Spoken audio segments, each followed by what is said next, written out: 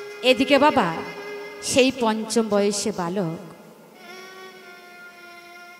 পদ্মাকে ডেকে ডেকে বলছে, ও পদ্মা, তুমি অগ্রদ্বীপের ঘাটে গৌর কীর্তন শ্রবণ করতে যাবে না?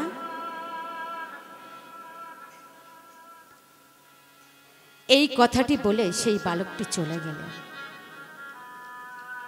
তারই কিছুক্ষণ পর পদ্মার নিদ্রা ভঙ্গ হলো। পদ্মার নিদ্রা ভঙ্গ হওয়ার সঙ্গে সঙ্গে চলে গেলেন সেই অগ্রদ্বীপের ঘাটে। তার কিছুক্ষণ পরে বাবা তার মায়ের নিদ্রা ভঙ্গ হলো। পদ্মার মায়ের যখন নিদ্রা ভঙ্গ হলো, পদ্মার মা পদ্মাকে না দেখতে পেয়ে পদ্মার মাও চলে গেলেন সেই অগ্রদ্বীপের ঘাটে। বেশ কিছুক্ষণ পর পদ্মার পিতা পদ্মা ও পদ্মার মাকে না দেখতে পেয়ে রাস্তায় গিয়ে ডাকাডাকি করছে। এমন সময় সেই বালকটি রাস্তা দিয়ে হেঁটে আসছিল। ব্রাহ্মণকে ডেকে বললেন, বাবা ঠাকুর, কাকে ডাকছো?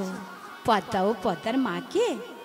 পদ্মার মা আর পদ্মা ওই অগ্রদ্বীপের ঘাটে বসে বসে গৌর কীর্তন শ্রবণ করছে। সেই বালকের মুখে কথা শুনে বাবা ব্রাহ্মণ রাগে ক্রোধান্বিত হয়ে উঠলেন। ওঠে মনে মনে চিন্তা করছে আর ভাবছে, কোথা থেকে এক বেটা ঘাটের কাছে এসে বাড়ির ঝি বৌদি নিয়ে গৌর কীর্তন শ্রবণ করানো, আজকের বের করে দেব। এই কথা চিন্তা করে বড় থেকে একটা লাঠি হাতে করে তুলেছে। লাঠিটি হাতে করে নিয়ে রাগে ক্রোধান্বিত হয়ে চলেছে। দূর থেকে লক্ষ্য করছে পদ্মা ও পদ্মার মা ওই ঘাটে বসে বসে গৌর কীর্তন শ্রবণ করছে। আর এদিকে গোবিন্দ গৌর হরির সেবা করছিল। সেবা দিতে দিতে বাবা পিছন দিকে তাকিয়ে সেই দৃশ্য দেখে বাবা গৌর হরির কাছে করজোরে বলছে, গৌর হরি, কোন অভিপ্রাণে এই পুণ্য কুঠিরে প্রাদানপণ করেছে। কথাটি শুনতে পাই আমার ব্রাহ্মণ। কথাটি শোনার পর বাবা লাঠিটা হাতে থেকে ফেলে দিলেন। লাঠিটা হাতে থেকে ফেলে দিয়ে গোবিন্দের কাছে গিয়ে গোবিন্দকে বললেন, গোবিন্দ, আজ আমি বুঝতে পারছি গোবিন্দ, তোমার মতো ভক্ত এই পৃথিবীতে কেউ নাই। তোমার মতো ভক্ত এই পৃথিবীতে কেউ নাই। তাই আমি মনে মনে স্থির করেছি, আমার একটি মাত্র কন্যা আমি তোমার সঙ্গে বিবাহ দেব। আজ বাবা শুভ দিন দেখে আজ ব্রাহ্মণ বিয়ের আয়োজন করছেন। আর এদিকে সখীগণ সবাই মিলে পদ্মা ও গোবিন্দর গায়ে হলুদ মাখানোর ব্যবস্থা করছেন। সবাই মিলে পদ্মা ও গোবিন্দর গায়ে হলুদ মাখাচ্ছে। ও মা, একটু উলুধ্বনি হবে মা? বাহ, আজ সাধন মঙ্গ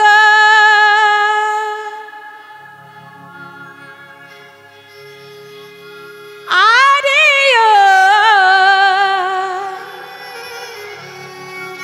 আরে আরে আহারে চলে সাধন মঙ্গ আদেও আদেও আদেও আদেও চল সাধন মঙ্গ আহারেও আহারেও আহারেও আহারেও চল সাধন মঙ্গল আদেও আদেও আদেও আদেও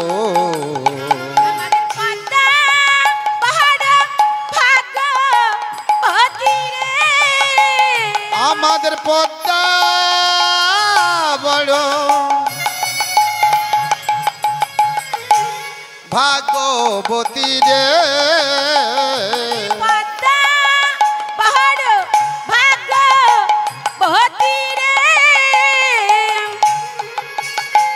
আমাদের পদ্মা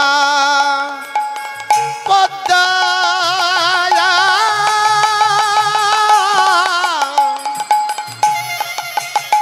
আমাদের পদ্মা বড় ভাগ্যবতী রে ও তাই গোবিন্দ হবে তাই গোবিন্দ তার হবে বড় তাই গোবিন্দ হবে চল সাধন মঙ্গল আরে ও আরে ও আরে ও আরে ও চল সাধন মঙ্গল আরে ও আরে ও আরে ও আরে ও চল সাধন মঙ্গল আরে ও আরে ও আরে ও আরে ও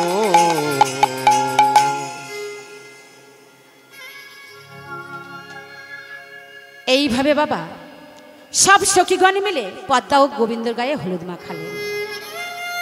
আর এদিকে ব্রাহ্মণ শুভ দিন দেখে পদ্মা ও গোবিন্দর গায়ে হলুদ মাখানো যখন হয়ে গেছে, শুভ দিনে শুভক্ষণে বিবাহ দিলেন। সেই দিন থেকে বাবা গোবিন্দ ও পদ্মা ওই ভজন কুঠিরে রয়ে গেলেন। প্রতিদিনই ভিক্ষা করতে চলে যায়। একদিন সন্ধ্যাবেলা ফিরে এসে গোবিন্দ বললেন, পদ্মা আমার একটু তৈল দাও, আমি ওই সুরধনী গঙ্গা স্নান করতে যাব। পদ্মাবতী একটু তৈল নিয়ে স্বামীর হাতে দিলেন। গোবিন্দ সেই তেল মন্থন করে ওই সুরধনী গঙ্গা স্নান করতে গেলেন। স্নান কীর্তি সম্পূর্ণ করে বাবা ওই সুরধনী জল করে নিয়ে সূর্যদেবকে অর্পণ করছিলেন। আর মনে মনে ভাবছে, হাতে যেন একটি কি ভারী ঠেকছে, আমার হাতে যেন একটি কি ভারী ঠেকছে। নয়ন বিলে দেখলেন বাবা একটি হাতে পোড়া কাঠ। পোড়া কাঠটি দেখে চিৎকার করে উঠে বললেন, গৌর হরি, গৌর হরি, এ কি গৌর হরি, এ কি হলো আমার? সারাটি জনম তোমার সাধনা ভজনা করিলাম, সারাটি জনম তোমার সঙ্গে কাটালাম, আজ সাধন ভজনার ফলে কি পেলাম? একটি পোড়া কাঠ। আজ সাধন ভজনের ফলে কি পেলাম? একটি পোড়া কাঠ। আজ মা সেই দুঃখ অভিমানে পোড়া কাঠটি ওই সুরধনী গঙ্গায় ফেলে দিয়ে পদ্মাকে ডাকতে ডাকতে আসছে, পদ্মা